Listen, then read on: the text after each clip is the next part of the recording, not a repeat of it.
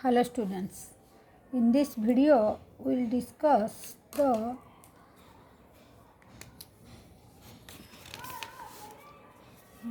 हम न्यूक्लियोसाइड और न्यूक्लियोटाइड क्या उसको हम डिस्कशन करेंगे।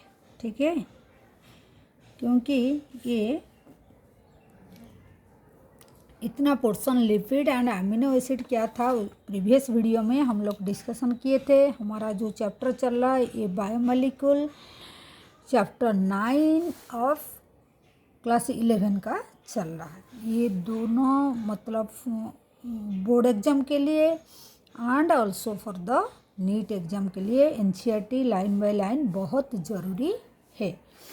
तो इसीलिए हम एनसीईआरटी के साथ साथ जहाँ एनसीईआरटी में ऐसे लिखा हुआ है कि आप लोग को याद रखना थोड़ा मुश्किल होता है, लेकिन NCERT line by line you have to read करना है। उसके साथ साथ नोट को कहीं बाहर से नहीं, जो लिखा हुआ है एनसीईआरटी में उसी को हम नोट बना के डिस्कशन करते हैं। ठीक है, तो हमारा प्रीवियस वीडियो में अमीनो एसिड क्या था डिस्कशन किए थे एंड लिपिड क्या था डिस्कशन किए थे। ये इंट्रोडक्शन है। उसके बाद में भी अमीनो एसिड जो प्रोटीन है, मतलब प्रोटीन का ये एक मोनोमर, अमीनो एसिड एक मोनोमर है, मतलब काफ़ी सारी अमीनो एसिड मिलके प्रोटीन बनता है, ये प्रोटीन बनता है। उसके बाद प्रोटीन का क्या स्ट्रक्चर है एंड प्रोटीन क्या क्या, मतलब क्या क्या हमारा प्रोटीन फंक्शन क्या करता है, कैसे एंटीबॉडी भी प्रोटीन होता है, इंसुलिन जो सुने हम वो भी प्रोटीन होता है, वो आगे में डिस्कशन करेंगे। अब भी हम क्या डिस्कशन करेंगे, तो न्यूक्लियोसाइड क्या है एंड न्यूक्लियोटाइड क्या है, ठीक है, उसको हम डिस्कशन करेंगे। ठीक है, बिफोर दैट ये जो प्रीवियस वीडियो में हम लिपिड के बारे में भी डिस्कशन किए थे।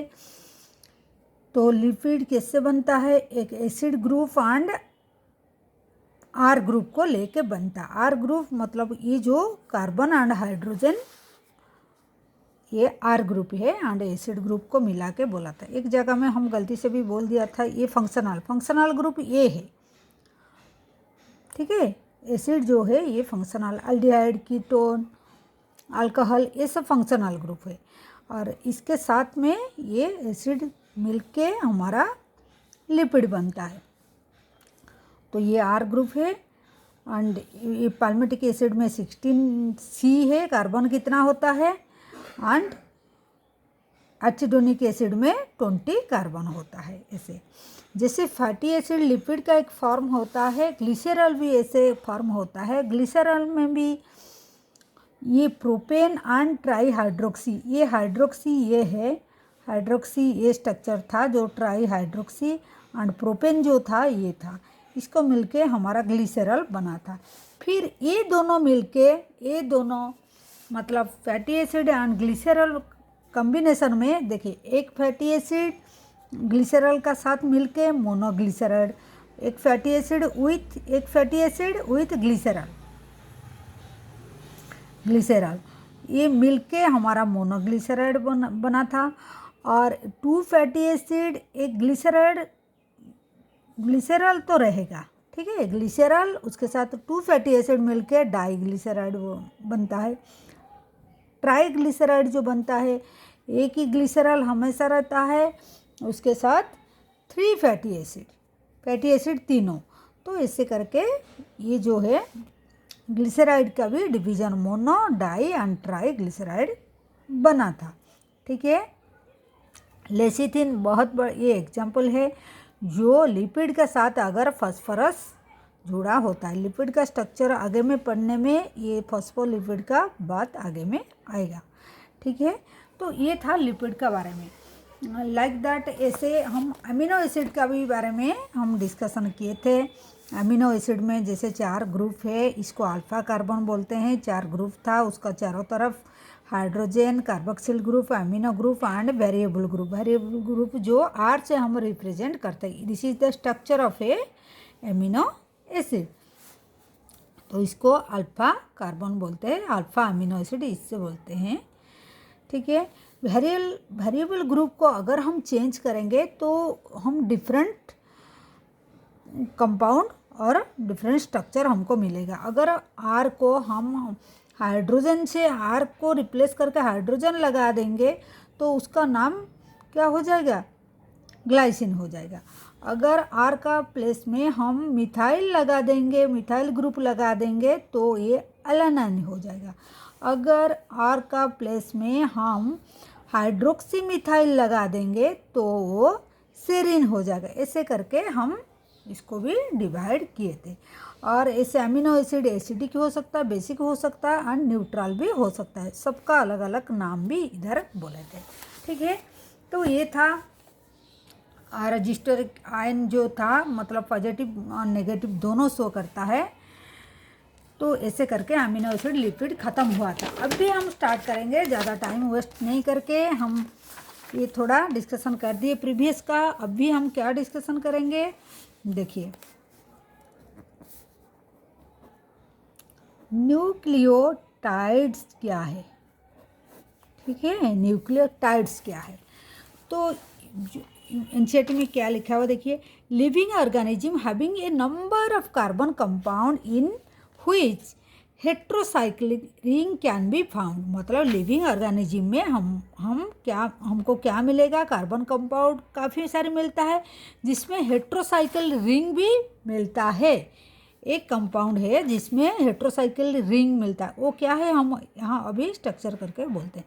सम of these are nitrogen base, जैसे adenine, guanine, cytosine, uracil and thiamine होता है। When found in attached to the sugar, they are called the nucleoside. If the phosphorus group is also found esterified with the sugar, they are called the nucleotide. ठीक है, इसका मतलब क्या है हम देखते हैं। देखिए, इसका मतलब ये होता है, देखिए क्या लिखा हुआ है NCERT, living organism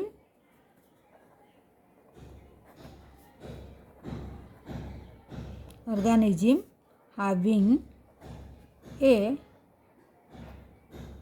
number of carbon compound. ठीक है, नंबर ऑफ कौन सी कंपाउंड, कार्बन कंपाउंड से बनता है। जो लिविंग ऑर्गेनिज्म में काफ़ी सारी कार्बन कंपाउंड हमको मिलेगा। एक ही टाइप का कार्बन कंपाउंड इन हुइच जिसमें इन हुइच हेट्रोसाइक्लिक रिंग क्या है, हेट्रोसाइक्लिक रिंग क्या है।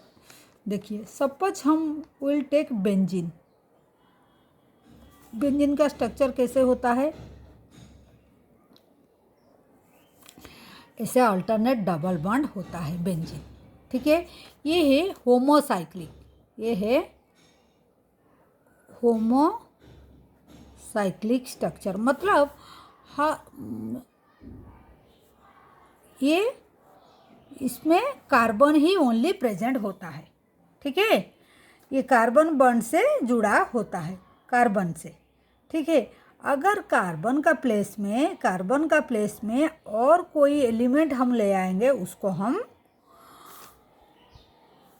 हेट्रोसाइक्लिक बोलेंगे। ठीक है, जैसे नाइट्रोजन ले आएंगे, अगर इसको हम रिप्लेस करेंगे, यहाँ देखिए नाइट्रोजन, अगर एक बॉन्ड से हम इसको नाइट्रोजन लगा देंगे, क्या लगा देंगे, नाइट्रोजन अगर इसमें लगा देंगे नाइट्रोजन, ठीक है, यहाँ नाइट्रोजन लगा दिए तो ये क्या हो गया, यहाँ नाइट्रोजन लगा दिए।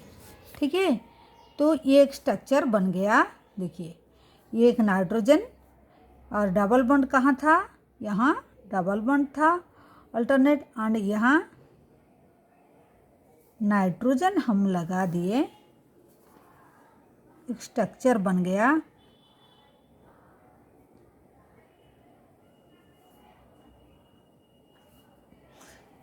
ये क्या ओनली कार्बन नहीं है, नाइट्रोजन भी प्रेजेंट होता है, तो इसको हम बोलेंगे हेट्रोट्रॉपिक। ठीक है, इसको बोलेंगे हम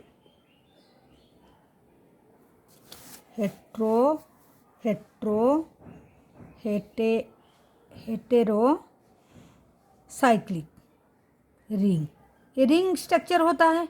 ठीक है, तो ये होमोसाइक्लिक, एक ही ओनली कार्बन बॉन्ड होता है एंड इसमें नाइट्रोजन भी रहता है, अदर एलिमेंट रहता है, इसलिए हेट्रोसाइक्लिक बोलते हैं। ये रिंग में देर आर नाइट्रोजन बेस, इसका बेस क्या हो गया? Nitrogen base. अगर हम कार्बन का प्लेस में नाइट्रोजन लगा देंगे उसको नाइट्रोजन बेस बोलते हैं। तो ऐसे करके कितना होता है, देखिए एग्जाम्पल, जैसे ये एडेनाइन का स्ट्रक्चर है, ये किसका स्ट्रक्चर है? ये एडेनिन का स्ट्रक्चर है। ये किसका? एडेनिन का स्ट्रक्चर होता है, जो एक प्यूरिन होता है। ठीक है, जिससे ऐसे नाइट्रोजन बेस स्ट्रक्चर कितना होता है? नाइट्रोजन बेस कितना स्ट्रक्चर होता है? जैसे adenine, guanine,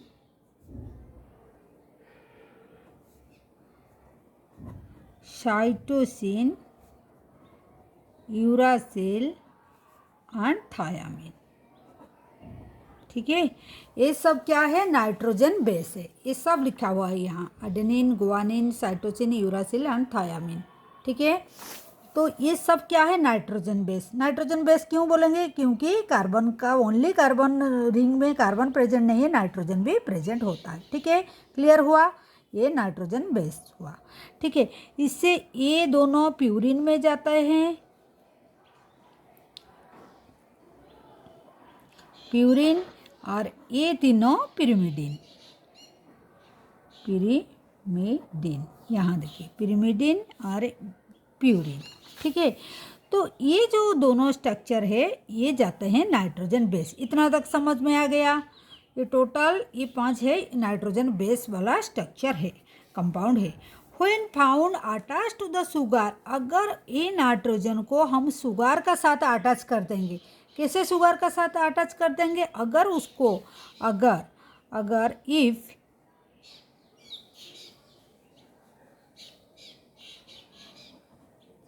when it will be attached to A sugar, अगर सुगर का साथ उसको अटैच कर देंगे, किसको साथ? सुगर का साथ, तो कौन सी स्ट्रक्चर फॉर्म करेगा? ये कौन सी स्ट्रक्चर फॉर्म करेगा? ये हो जाएगा न्यूक्लियोसाइड हो जाएगा। कौन सी स्ट्रक्चर बन जाएगा? कौन सी स्ट्रक्चर? ये न्यूक्लियोसाइड बन जाएगा। ठीक है, तो स्ट्रक्चर में देखते हैं। देखिए यहाँ देखिए स्ट्रक्चर में देखिए ये था एडेनिन, ये था, ये एडेनिन का नाम था। देखिए ये स्ट्रक्चर, सपोज ये एडेनिन ये इधर है, तो ये एक स्ट्रक्चर जो है, ये देखिए ये एक सुगर का स्ट्रक्चर है। ठीक है, ये सपोज ये जहाँ डॉटेड किया है हम, ये एक सुगर का स्ट्रक्चर है। सुगर का स्ट्रक्चर एडेनिन का साथ मिल जाएगा। यहाँ एडेनिन है, एडेनिन का साथ अगर सुगर को हम ऐड करते हैं तो जो स्ट्रक्चर बनता है ये स्ट्रक्चर बन जाता है। इसी को हम क्या बोलते हैं? ये जो स्ट्रक्चर अभी बन गया, देखिए ये स्ट्रक्चर जो बन गया, ये पहले इधर एडेनिन था, पहले इधर एडेनिन था, उसके साथ हम एक स्ट्रक्चर जो है ये सुगर का, यहाँ देखिए OH CH2 OH देन ये O है। तो ये पहले हमारा क्या था? एडेनिन था। ठीक है, यहाँ एडेनिन था, इसमें था, उसके साथ ये है हमारा क्या? ये है हमारा सुगर का स्ट्रक्चर हम लगा दिए। ठीक, तो हो गया क्या? ये हो गया न्यूक्लियोसाइड, ये हो गया हमारा क्या? न्यूक्लियोसाइड बन गया, है कि नहीं? क्लियर? तो ये हो गया न्यूक्लियोसाइड का स्ट्रक्चर। ठीक है, क्लियर हुआ? अगर इसका साथ में हम क्या ऐड करेंगे, देखिए फिर न्यूक्लियोटाइड कैसे बनेगा। अगर ये न्यूक्लियोसाइड तक क्लियर हो गया था हमारा, इतना तक, ठीक है। If a phosphate group is also found esterified to sugar, अगर एक फॉस्फेट ग्रुप को हम स्टेरिफाई करके शुगर का साथ अटैच कर देंगे तो क्या बन जाएगा, न्यूक्लियोटाइड बन जाएगा। क्या बन जाएगा, न्यूक्लियोटाइड बन जाएगा। क्लियर हुआ। अगर इसका साथ में देखिए एडेनाइन भी होगा, यहाँ शुगर भी होगा, उसके साथ अगर इधर ये स्ट्रक्चर का साथ एक फॉस्फेट ग्रुप अटैच कर देते हैं, मतलब देखिए ऐसे ही स्ट्रक्चर था, ठीक है, OH OH और एडेनिन पहले से था और उसके साथ ये शुगर का स्ट्रक्चर हो गया। उसके साथ अगर हम क्या एक फॉस्फेट ग्रुप अटैच कर देते हैं, क्या फॉस्फेट ग्रुप, ये फॉस्फेट ग्रुप अटैच कर देते हैं। देखिए ये जो स्ट्रक्चर दिया है, एक फॉस्फेट ग्रुप अटैच कर देते हैं तो ये क्या बन जाएगा, ये बन जाएगा न्यूक्लियोटाइड। ये बन गया न्यूक्लियोटाइड, ठीक है। ये एक न्यूक्लियोटाइड बन गया क्योंकि यहाँ फॉस्फेट ग्रुप, ये फॉस्फेट ग्रुप अटैच हो गया। ये हो गया एडेनिन, ये हो गया शुगर, ये हो गया एडेनिन ग्रुप था, ये शुगर ग्रुप था, मतलब ये जो था ये शुगर ग्रुप था और ये था एडेनिन ग्रुप, ठीक है, और ये था फॉस्फेट ग्रुप, ठीक है। ये तीनों ग्रुप हो गया तो न्यूक्लियोटाइड बन गया, ठीक है। तो न्यूक्लियोटाइड कब बनता है, when nucleoside nucleotide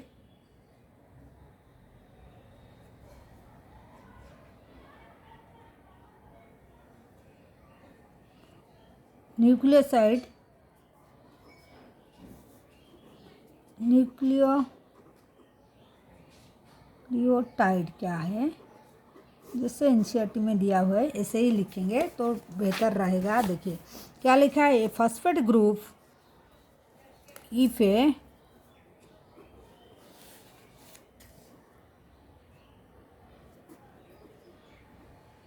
phosphate group is found, esterify करके हम अगर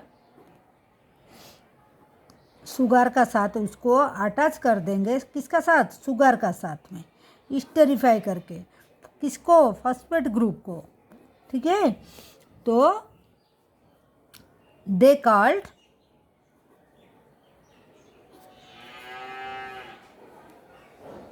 न्यूक्लियोटाइड्स, ठीक है। तो न्यूक्लियोटाइड बन जाता है, ठीक है।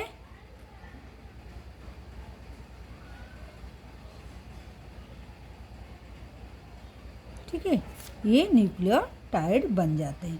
तो देखिए न्यूक्लियोसाइड, इसका एग्जाम्पल क्या क्या दिया है, देखिए adenosine, गुआनिसिन, thymidine and यूरेडिन and cytidine, ये जो है ये न्यूक्लियोसाइड होता है। देखिए ये एडेनोसिन है, ये एक न्यूक्लियोसाइड है, यूरेडिन ये एक न्यूक्लियोसाइड है, ठीक है।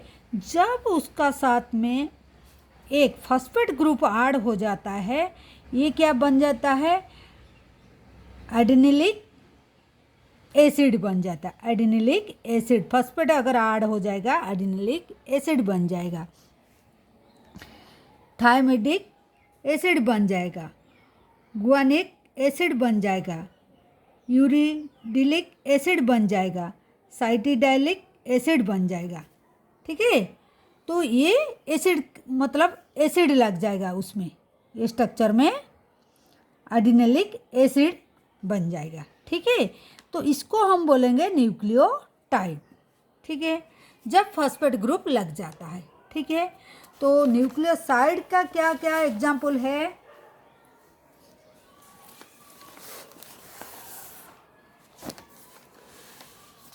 तो ये जो है न्यूक्लियोसाइड क्या क्या एग्जाम्पल था, ये न्यूक्लियोसाइड का क्या क्या एग्जाम्पल था?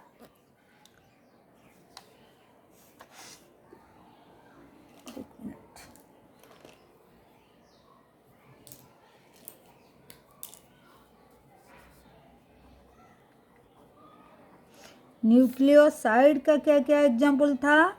न्यूक्लियोसाइड क्या क्या था? And nucleotides.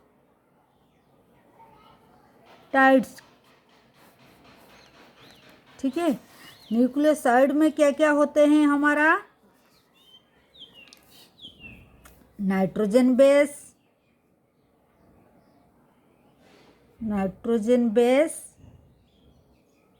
Plus sugar.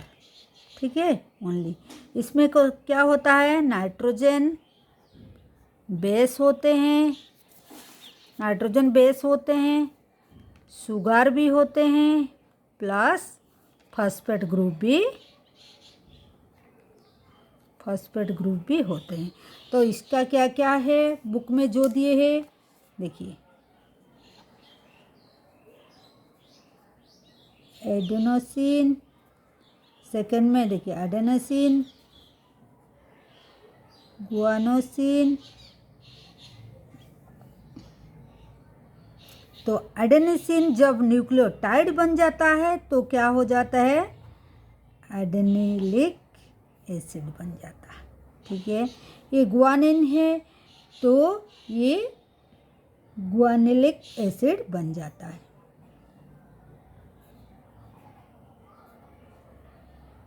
ठीक है, जब फॉस्फेट ग्रुप उसका साथ अटैच हो जाता है तो ये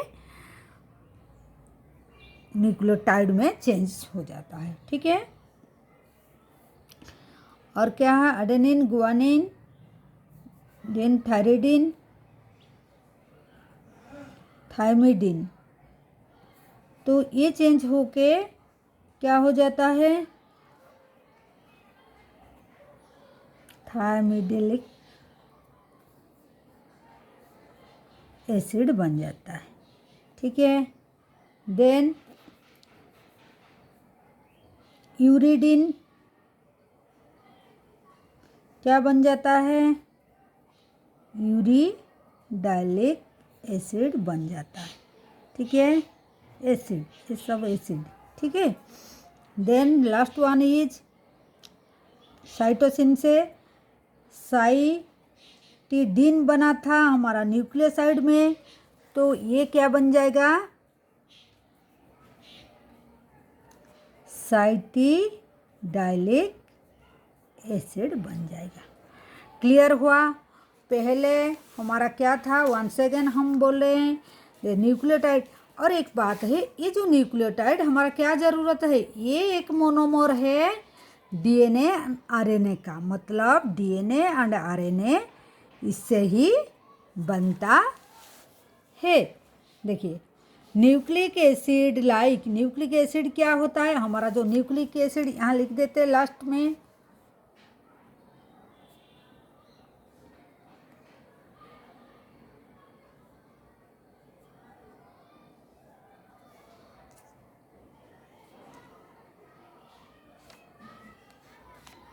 न्यूक्लिक एसिड जो है, न्यूक्लिक एसिड क्या है हमारा, क्या क्या है? डीएनए एंड आरएनए, ये दोनों देखिए nucleic acid like DNA and RNA consist the nucleotide. ये क्या, ये दोनों कंसिस्ट करते हैं, कंसिस्ट क्या? न्यूक्लियोटाइड। ठीक है, न्यूक्लियोटाइड इसका एक छोटा यूनिट है। न्यूक्लियोटाइड मिलकर डीएनए और आरएनए बनता है। ठीक है, अगर डीएनए को हम तोड़ेंगे तो न्यूक्लियोटाइड हमको मिलेगा, आरएनए को तोड़ेंगे तो न्यूक्लियोटाइड मिलेगा। ठीक है,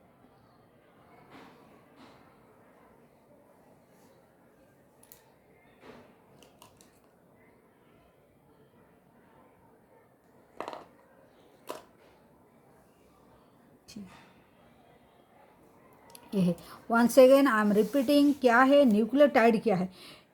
कोई भी लिविंग ऑर्गेनिज्म को कोई भी लिविंग ऑर्गेनिज्म